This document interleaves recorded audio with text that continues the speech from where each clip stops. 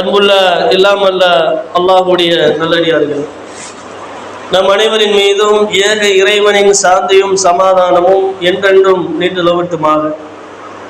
அல்லாஹ் கடமையாக ஆக்கியிருக்கிற ஜும்ஆ தொலை நிறைவேற்றுவதற்காக நாம் எல்லாம் இங்கே அமர்ந்திருக்கிறோம்.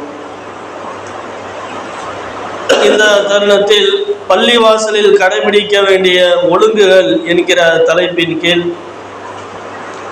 இறைவனுடைய ஆலயமாக இருக்கிற மஸ்ஜித் பள்ளிவாசல்களில் எப்படி முஸ்லிம்கள் நடந்து கொள்ள வேண்டும், பள்ளிவாசலில் பேண வேண்டிய ஒழுங்குகளை பற்றி நபிகள் நாயகம் ஸல்லல்லாஹு அலைஹி வஸல்லம் அவர்கள் நமக்கு சொல்லுகிறார்கள். எனவே அதனை அறிந்து கொண்டு பள்ளிவாசலில் அந்த ஒழுங்குகளை கடைபிடிக்கக்கூடிய முஸ்லிம்களாக நாம் மாற வேண்டும். ஒவ்வொரு சபைகளிலும் அதற்கென்று சில ஒழுங்குகளை நியமனம் செய்திருக்கிறார்கள். ஒரு சாதாரண ஒரு அரசியல் கட்சி கூட்டத்திற்கு சென்றால் கூட அங்கே ஏற்பாடு செய்திருக்கிற அந்த உள்ளரங்கு நிகழ்ச்சிகளில் ஒரு சில ஒழுங்குகளை அந்த அரசியல் கட்சி அதிகாரிகள் சொல்லுவார்கள், அரசியல்வாதிகள் பேசுவார்கள். நீங்கள் இப்படி நடந்து கொள்ளணும், இப்படி உட்காரணும் அப்படின்ட்டு பல நிபந்தனைகள், பல ஒழுங்குகளை சொல்லுவாங்க.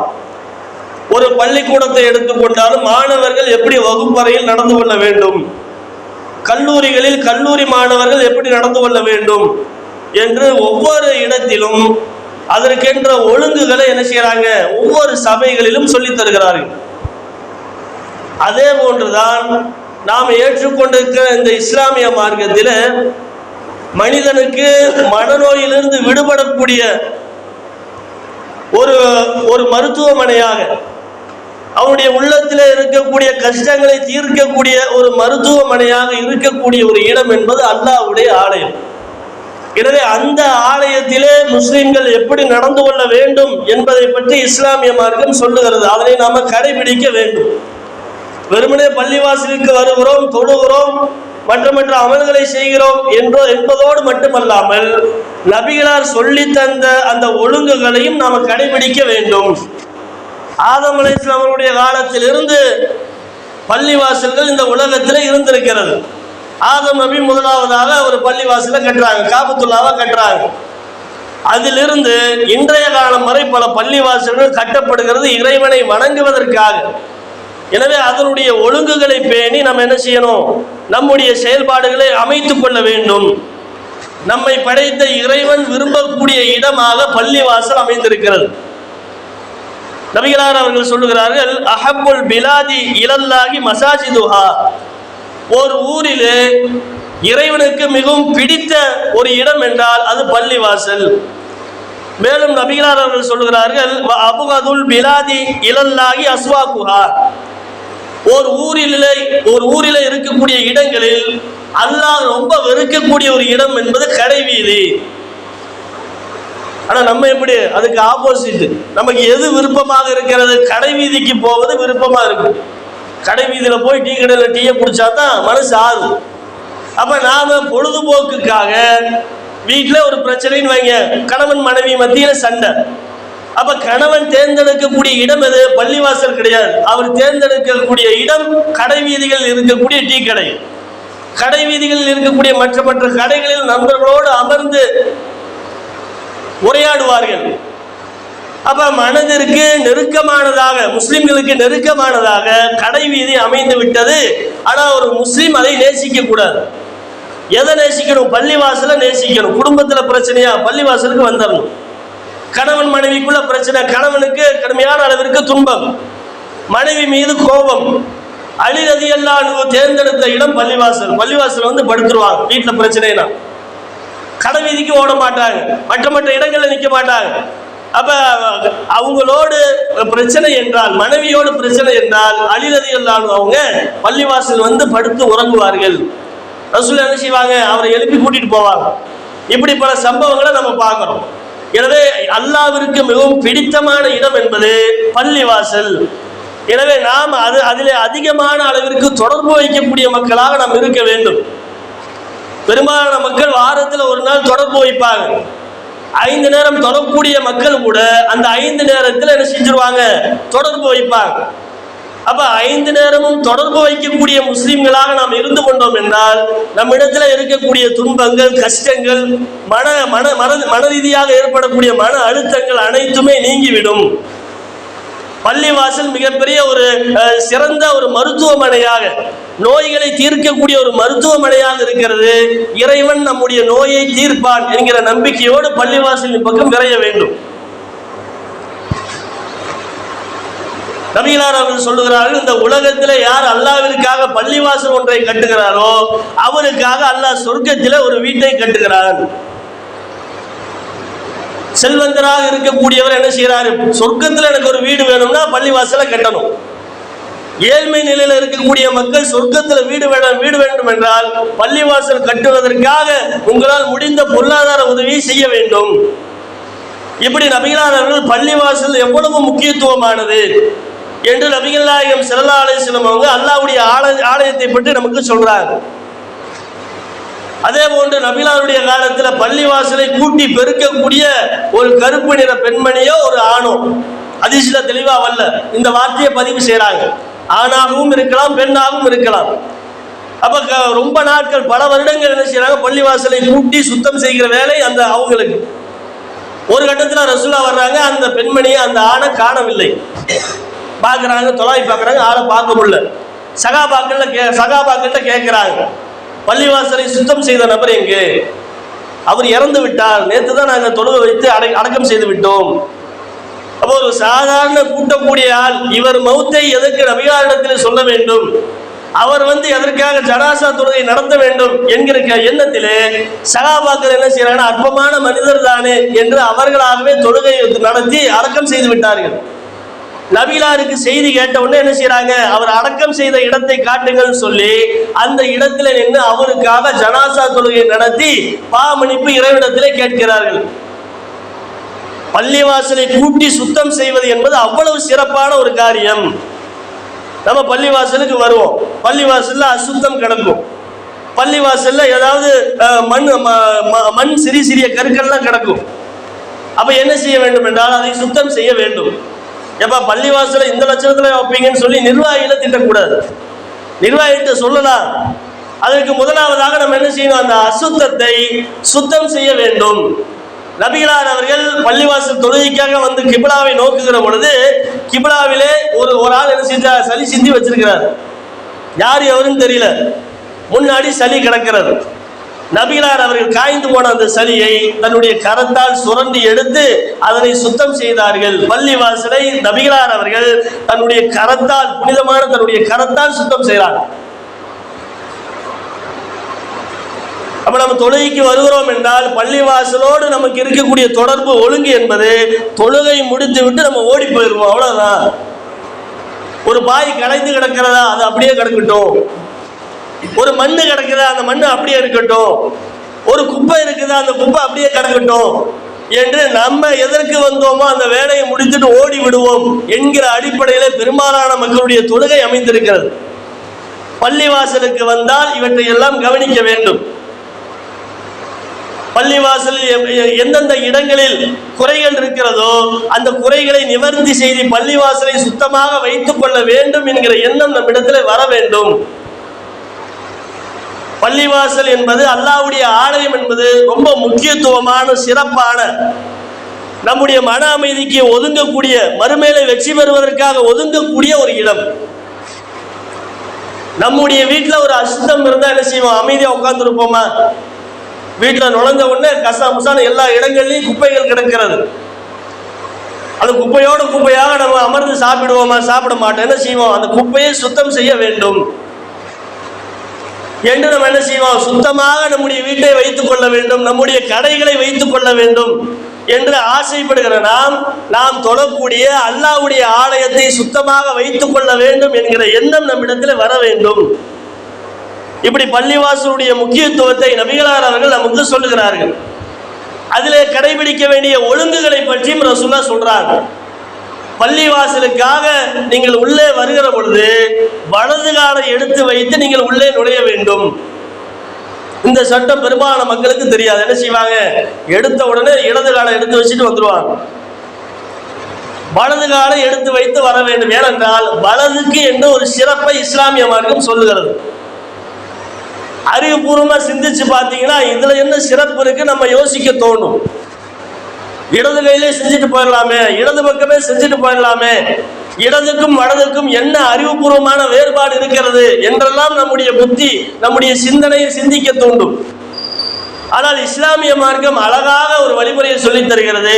நீங்கள் செய்யக்கூடிய எந்த நல்ல காரியமாக இருந்தாலும் அதனை வலதுபுறத்திலிருந்து நீங்கள் ஆரம்பம் செய்யுங்கள். சாப்பிடுவதாக இருந்தால் வலது கையில் சாப்பிடுங்கள். செருப்பு அணிவதாக இருந்தால் வலது காலிலிருந்து செருப்பு அணியுங்கள். ஆடைகள் அணிவதாக இருந்தால் வலதுபுறத்திலிருந்து நீங்கள் ஆரம்பியுங்கள். ஒரு பொருளை கொடுப்பதாக இருந்தாலும் ஒரு பொருளை வாங்குவதாக இருந்தாலும் வலதுபுறத்திலிருந்து நீங்கள் ஆரம்பம் செய்யுங்கள் என்று எல்லா நற்காரியத்திற்கும் வலதுபுறத்திலிருந்து ஆரம்பம் செய்யுங்கள் என்று இஸ்லாமிய மார்க்கம் சொல்லுகிறது. திருமறை குர்ஆனை எடுத்து படித்தீர்கள் என்றால் வலது என்று பல இடங்களில் அல்லாஹ் வலதுபுறத்தை சொல்லி காட்டுகிறான். மறுமையில அல்லாஹ் விசாரிப்பான் மனிதர்களை. அப்படி விசாரிக்கிற பொழுது 3 பிரிவாக அல்லாஹ் பிரிச்சிருவான். முந்தியவர்கள் அல்லாஹ்வுக்கு முன்னாடி இருக்கக்கூடிய முன் வரிசை, அதை ஒரு புறம் அல்லாஹ் என்ன செஞ்சுட்டான், அதை ஒரு புறமா பிரிச்சுட்டு இடது புறம் ஒரு பக்கம் பிரிக்கிறான், வலது புறம். இப்படி 3 பங்காக மனிதர்களை அல்லாஹ் பிரிக்கிறான். முன்னாடி வரிசையில் இருக்கக்கூடியவர்கள் சிறப்பானவர்கள், சிறப்பிலும் சிறப்பானவர்கள் என்று அல்லாஹ் சொல்லி காட்டுகிறார். அதே போன்று வலதுபுறத்தில் இருப்பவர்கள் சிறப்பானவர்கள், இடதுபுறத்தில் இருப்பவர்களை பற்றி அல்லாஹ் சொல்லி காட்டுகிறான், அவர்கள் வழிகட்டவர்கள், வழிகேடர்கள். அதே போன்று வலதுபுறத்தில் யாருக்கு பதிவு புத்தகம் வழங்கப்படுகிறதோ அவர் எளிமையான முறையிலே இறைவனுடைய விசாரணையை தீர்ப்பு நாளை சந்திப்பார். அந்த தீர்ப்பு விசாரணையின் போது அல்லாஹ் என்ன செய்வான், ஒருத்தருக்கு வலது கையில புத்தகத்தை கொடுத்துட்டானா அவருக்கு இலகுவான அடிப்படையில அல்லாஹ் விசாரிப்பான். அவர் பயப்படக்கூடிய வகையிலே, அவர் திக்குமுக்காடக்கூடிய வகையிலே அவங்க அல்லாஹ்வுடைய கேள்வி அமைந்திருக்காரு. இலகுவா அல்லாஹ் கேட்டுட்டு அல்லாஹ் என்ன செஞ்சிருவான், நீ சொர்க்கத்துக்கு போ. இடது கரத்தில் யாருக்கு பதிவு புத்தகம் வழங்கப்படுகிறதோ அவர்கள் அழிவை அழைப்பார்கள். நான் நாசமா போயிருக்க கூடாதா, நான் உயிரோடு இருக்கிறேன், செத்து போயிருக்கலாமா இல்லையா என்று அந்த மனிதன் புலம்புவான் என்று பல இடங்களில் வலதை பற்றி அல்லாஹ் சொல்லி காட்டுகிறார். மூசா அலைஹிஸ்ஸலாம் வலது புறத்துல கைத்தடியை வச்சிருக்கிறாங்க. மூசாவே உன்னுடைய வலது கையில இருப்பது என்ன, இது என்னுடைய கைத்தடின்னு அல்லாஹ்ட்ட அவர் சொல்றார். அல்லாஹ்வுக்கு தெரியும். மக்களுக்கு விளங்குவதற்காக அல்லாஹ் என்ன செய்யறான், திருமறை குர்ஆனிலே அவரிடத்துல பேசி அந்த பேச்சை, அந்த கைத்தடி என்பது சாதாரண கைத்தடி கிடையாது, அந்த கைத்தடியின் மூலமாக நான் பல அற்புதங்களை நிகழ்த்துவேன் என்று அல்லாஹ் காட்டக்கூடிய அடிப்படையிலே பல கேள்விகளை அல்லாஹ் திருமறை குர்ஆன்ல கேட்டதை அப்படி அல்லாஹ் சொல்லி காட்டும். வலது கையில கைத்தடிங்கிறார். அதே போன்று பிறரோடு போட்டியிடுகிற பொழுது மூசாவே உடைய வலது கையில இருக்கக்கூடிய அந்த கைத்தடியை போடுவீராக. பல இடங்களில் அல்லாஹ் என்ன செய்யறான், வலது புறத்தை பற்றி சிறப்பாக சொல்லி காட்டுகிறான். பள்ளிவாசலில் நுழையும் பொழுது நம்ம வலது காலை எடுத்து வைத்து நம்ம என்ன செய்யணும், நுழைய வேண்டும். அதே போன்று பள்ளிவாசல் நுழைவதற்கு முன்னால் ஒரு துவாவை நபிகளார் அவர்கள் கற்று தந்திருக்கிறார்கள். அல்லாஹும்ம ஃப்தஹ் லி அப்வாப ரஹ்மத்திக, இறைவா உன்னுடைய கருணையின் வாசல்களை எங்களுக்காக திறப்பாயாக. பள்ளிவாசல் நுழைந்த உடனே என்ன செய்யணும், இந்த துவாவை நம்ம ஓத வேண்டும். தெரியாதவர்கள் மனப்பாடம் செய்து வைத்து ஓத வேண்டும். கருணையின் வாசல்களை எனக்காக திறப்பாயாக என்று நம்ம என்ன செய்யணும், உள்ள வர வேண்டும். பள்ளிவாசலில் நுழைந்த உடனே பள்ளிவாசல் காணிக்கை தொழுகையாக 2 ரக்கத் தொழுகையை நபிகளார் அவர்கள் நமக்கு சுன்னத்தாக ஆக்கியிருக்கிறார். பள்ளிவாசல்ல நுழைந்த உடனே என்ன செய்யணும், 2 ரக்கத் தொழ வேண்டும். இது சுன்னத்தான தொழுகை கிடையாது. ரசூலுல்லாஹ் சொல்லக்கூடிய முன் சுன்னத்து பின் சுன்னத்து தொழுகை இல்லை, பள்ளிவாசலுடைய காணிக்கை தொழுகை. உள்ள வந்த உடனே 2 ரக்கத் தொழ வேண்டும். இதை ரசூலுல்லாஹ் சொல்றாங்க. எப்படி எந்த அளவுக்குன்னா, நபிகளார் அவர்கள் ஜும்மா நாளிலே மிம்பரிலே உரை நிகழ்த்து கொண்டிருக்கிற அந்த நேரத்திலே ஒருவர் தாமதமாக பள்ளிவாசலுக்குள்ள வர்றார். வந்து என்ன செய்யறாரு, உரையை கவனிக்க வேண்டும் என்று அமர்ந்து விடுகிறார். அப்ப ரசூலுல்லாஹ் அவரை நோக்கி நீங்கள் தொழுது விட்டீர்களா என்று கேட்கிறாங்க. நான் தொழவில்லை, எந்திரிச்சு தொழுங்க. முன் சுனத்தை சொல்லல. ஏன்னா முன் சுனத்து வீட்டிலேயே தொழுகலாம். நபிகளாருடைய முன் சுனத்து பின் சுனத்து தொழுகைகள் என்பது வீட்டிலே தான் பெரும்பாலான தொழுகைகளை நபிகளார் அவர்கள் தொழுதார்கள். வீட்டை கபறுகளாக ஆக்கிக் கொள்ளாதீர்கள் என்று ரசூலுல்லாஹ் சொல்லியதின் அடிப்படையில் பெரும்பாலான சுன்னத்தான தொழுகையை வீட்டை தொழுவாங்க. அப்ப அந்த மனிதர் தாமதமாக வந்த அந்த மனிதர் ஏன் தொழவில்லை என்று எந்த தொழுகையை கேட்கிறாங்க? பள்ளிவாசலுடைய காணிக்கை தொழுகையை கேட்கிறாங்க. தொழுதுங்க, எந்திரிச்சு தொழுதுன்னு தொலை வைக்கிறாங்க.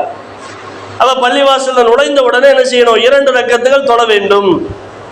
அதே போன்று பள்ளிவாசல்ல ஒரு இடத்துல உட்கார்ந்து இருக்கிறார் ஒருத்தர். நம்மளாம் என்ன செய்வோம்? செவுத்துல சாய்ந்து உட்காருவதற்கு தான் நம்ம ஆசைப்படுவோம். பள்ளிவாசல்ல வந்த உடனே ஒரு ஓரமா நம்ம சாய்ஞ்சு உட்கார்ந்து அந்த ஃபேன் காத்துல அதில் கிடைக்கக்கூடிய இன்பம் என்பது ஒரு அரை மணி நேரம் என்பது கொஞ்சம் நல்லா இருக்கும் என்று பெரும்பாலான பள்ளிவாசல் என்ன செய்வாங்க? வந்த பள்ளிவாசல் நுழைந்த உடனே அந்த செவுத்தோரமாக இருக்கக்கூடிய அந்த செவரையும் தூண்களையும் தேடி பிடிக்கக்கூடிய மக்கள் இருக்கிறாங்க. சாய்ந்து என்ன செய்வாங்க? உட்கார்ந்து கொள்வார்கள். சில மக்கள் தூங்குவாங்க. பல பள்ளிவாசல நம்ம பார்த்துருக்கோம். தூங்கிட்டு என்ன செய்வாங்க? குரட்டை கூட வரும். ஒரு இமாம் உரை நிகழ்த்துகிற பொழுது அந்த குரட்டை சவுண்ட் என்பது ரொம்ப இடையூறாக இருக்கக்கூடிய அந்த பேச்சுக்களை எல்லாம் நம்ம கேள்விப்பட்டிருக்கிறோம். பயான் பேசுவாரு, அதற்கு இடையில குரட்டை சவுண்டு வரும். அப்ப அந்த தொழுகை ஆரம்பிக்கிற அந்த நேரத்தில் பக்கத்தில் இருக்கக்கூடிய மக்கள் என்ன செய்வாங்க? ஒரு தட்டு தட்டி விடுவாங்கப்பா, எந்திரிச்சுங்க, தொழுகைக்கு நேரம் ஆயிடுச்சு. தட்டின உடனே அவர் எந்திரிச்சு என்ன செய்வாரு? முடிச்சிட்டாரா, தொழுகலாம். இப்படிலாம் இருக்கக்கூடிய மக்கள் இருக்கிறாங்களா இல்லையா? அப்ப யாரு ஒரு இடத்தை தேர்வு செய்வதற்காக ஒரு மனிதரை எழுப்பி விட்டு அந்த இடத்துல அமரக்கூடாது. இஸ்லாமிய மார்க்கம் காட்டக்கூடிய வழிமுறை நெருக்கமாக உட்கார வேண்டும். சபை ஒழுங்குகள் சம்பந்தமாக பல ஒழுங்குகளை இஸ்லாமிய மார்க்கம் சொல்லுகிறது. அந்த ஒழுங்குகள் அனைத்துமே பள்ளி வாசலில் கடைபிடிக்க வேண்டிய ஒழுங்குகள். ஒரு ஆளை எந்திரிச்சு நான் இங்கேதான் உட்காருவேன், நீ எந்திரிச்சு அங்கிட்டு போ, ஒரு சின்ன பையனை கூட சொல்லக்கூடாது. ஒரு 10 வயசு பையன், 5 வயது பையன் வந்து உட்கார்ந்து இருக்கிறான் முன்னாடி. பெரிய பெரிய பள்ளிவாசல்ல, பெரும்பாலான பள்ளிவாசல நம்ம பார்த்துருக்கிறோம். நாம சிறுவர்களாக இருக்கிற அந்த நேரத்தில் தொழுகிற பொழுது முன்னாடி வந்து உட்கார்ந்த கூப்பிட்டு என்ன செய்வாங்க? நீ பின்னாடி போய் உட்காரு. தொழும்போது முதியவர்கள், தொழும்போது ஆண்கள்ல பெரியவர்கள் முன்னாடி நிற்பது சிறந்தது. ஒரு சபையில பயான் உரை நிகழ்த்துகிற பொழுது அந்த பயானை கவனிப்பதற்காக ஒரு சிறுவன் ஆர்வத்தோடு வந்து முன்னாடி உட்கார்ந்தா அவனை ஒரு கொட்டு கொட்டி ஒரு தட்டு தட்டி நீ பின்னாடி போய் உட்காரு என்று சொல்லி அந்த இடத்துல அவர் வந்து அமர்வார். இதெல்லாம் இஸ்லாம் காட்டக்கூடிய வழிமுறைகள் இல்லை. பள்ளிவாசலுக்குள்ள வந்தா ஒரு ஆளை எழுப்பி விட்டு உட்காரக்கூடாது. இந்த ஒழுங்கு என்ன செய்யறாங்க? ரசூலுல்லாஹ் சொல்றாங்க. அதே போன்று பள்ளிவாசல்ல வியாபாரம் செய்யக்கூடாது. வியாபாரம் செய்வதோடு மட்டுமல்லாமல் நாம பல மக்கள் இந்த தவறை செய்கிறோம். என்ன செய்யறோம்? பள்ளிவாசல்ல வியாபாரம் சம்பந்தமான பேச்சுக்கள், பல வேலைகள் சம்பந்தமான பேச்சுக்களை பேசுறோம் நம்மை அறியாமலே. உடனே பள்ளிவாசல் வந்து என்ன செய்வோம்? நாம செய்த வேலைகளை பத்தி பேசுவோம். நமக்கு அந்த நேரத்தில் அந்த ஞாபகம் வராது. என்ன ஞாபகம்? பள்ளிவாசல்ல இது தவறு, இதை பேசக்கூடாது. பள்ளிவாசலை விட்டு வெளியே வந்ததுக்கு அப்புறம் அந்த ஞாபகம் வரும், தப்பா பேசிட்டோம், பேசக்கூடாது. ஆனால் நம்ம என்ன செய்ய வேண்டும் என்றால் பள்ளிவாசலிலே வியாபாரம் சம்பந்தமாக எதையும் பேசக்கூடாது. வேலைகள் சம்பந்தமாக பொருளாதாரத்தை ஈட்டக்கூடிய பேச்சுகள் எதையுமே நம்ம பேசக்கூடாது. வெளியே தான் வந்து பேசணும். பள்ளிவாசல்ல வெளியே வந்து என்ன செய்யலாம்? வாசல்ல நின்று கூட பேசலாம். வாசல்ல தொழக்கூடிய இடம் கிடையாது. பள்ளிவாசலுடைய வெளியே கழிவறைகள் இருக்கும். அந்த கழிவறைகள் அந்த வெளியே நின்று நம்ம பேசலாம். இந்த ஒழுங்க ரசூல் என்ன செய்யறாங்க? நமக்கு சொல்லி தர்றாங்க. அதே போன்று பள்ளிவாசல்ல சத்தங்கள் உயர்த்த எந்த ஒரு சத்தமும் போடக்கூடாது. அதிகமா சத்தத்தோட பேசக்கூடாது. ஏன்னா தொழக்கூடிய மக்களுக்கு இடையூறாக இருக்கும். குறைந்த சப்தத்தில் அல்லாஹ்வுடைய ஆலயத்தில் நம்ம நிக்கிறோம். நம்ம கடத்தெருவுல நிக்கல, சந்தையில நிக்கல, நம்முடைய வீட்டில் நம்ம அமர்ந்திருக்கல. பள்ளிவாசல் அல்லாஹ்வுடைய ஆலயத்தில் கட்டுக்கோப்பாக கண்ணியமாக குறைந்த சப்தத்தோடு நம்ம பேச வேண்டும் என்பதையும் ஒரு ஒழுங்காக இஸ்லாமிய மார்க்கம் நமக்கு சொல்லி காட்டுகிறது. பாங்கு சொன்னதுக்கு பிறகு அவசிய தேவை இல்லாமல் பள்ளிவாசலை விட்டு வெளியேறக்கூடாது. பள்ளிவாசல நம்ம உட்கார்ந்து இருக்கிறோம், அசருடைய பாங்கு சொல்றாங்க, லுகருடைய பாங்கு சொல்றாங்க. அப்படி பாங்கு சொல்லுகிற அந்த நேரத்தில் சில பேரை நம்ம பார்க்கிறோம், பள்ளிவாசல தூங்குவதற்காக வந்திருப்பாங்க. தூங்குவாங்க, நல்லா தூங்கி எந்திரிச்சு பாங்கு சத்தம் கேட்டவுடனே எந்திரிச்சு விரையா ஓடுவாங்க. வெரசா எந்த ஒரு வேலையும் இருக்காது, தொலை சொல்லிடுவாங்களோங்கிற அந்த பயத்துல எந்திரிச்சு ஓடிடுவாங்க. அப்ப இதை ரசூலுல்லாஹ் தடுக்கிறாங்க, இப்படி செய்யக்கூடாது. பள்ளிவாசல்ல பாங்கு சொல்லப்பட்டு விட்டால் முக்கிய அவசர தேவை இல்லாமல் வெளியே செல்லக்கூடாது, தொழுது விட்டு தான் செல்ல வேண்டும், அது ஷைத்தானுடைய வேலை. இதை ரசூலுல்லாஹ் இந்த ஒழுங்கு நமக்கு என்ன செய்யறாங்க, சொல்லி காட்டுறாங்க. அதுக்கப்புறம் பள்ளிவாசலை விட்டு வெளியேறுகிற பொழுது இடது காலை வைத்து வெளியேற வேண்டும். வெளியேறுகிற பொழுதும் ஒரு துவாவை நபிகளார் அவர்கள் கற்று தந்திருக்கிறார்கள். அல்லாஹும்ம இன்னி அஸ்அலுக மின் ஃபத்லிக, இறைவா உன் அருட்செல்வத்திலிருந்து நான் வேண்டுகிறேன் என்று பொருள்படக்கூடிய ஒரு துவாவை ரசூலுல்லாஹ் சொல்லி தந்திருக்கிறாங்க. எனவே இந்த துவாவையும் இந்த ஒழுங்குகளையும் பேணி பள்ளிவாசலில் நாம செயல்பட வேண்டும். நாம நம்முடைய இறைவனுக்கு தொழுகை நிறைவேற்றக்கூடிய ஒரு ஆலயமாக இருக்கிற இந்த பள்ளிவாசலில் இறைவன் சொல்லக்கூடிய, நபியார் சொல்லக்கூடிய ஒழுங்குகளை பேணி நம்முடைய செயல்பாடுகளை அமைத்துக் கொள்ள வேண்டும். அப்படிப்பட்ட ஒரு பாக்கியத்தை நம் அனைவருக்கும் தந்தல் புரிவானாக என்று கூறி எனது இந்த ஜும்மாவின் முதல் உரையை முடித்துக் கொள்கிறேன். அஸ்ஸலாமு அலைக்கும் வரஹ்மத்துல்லாஹி வபரகாத்துஹு.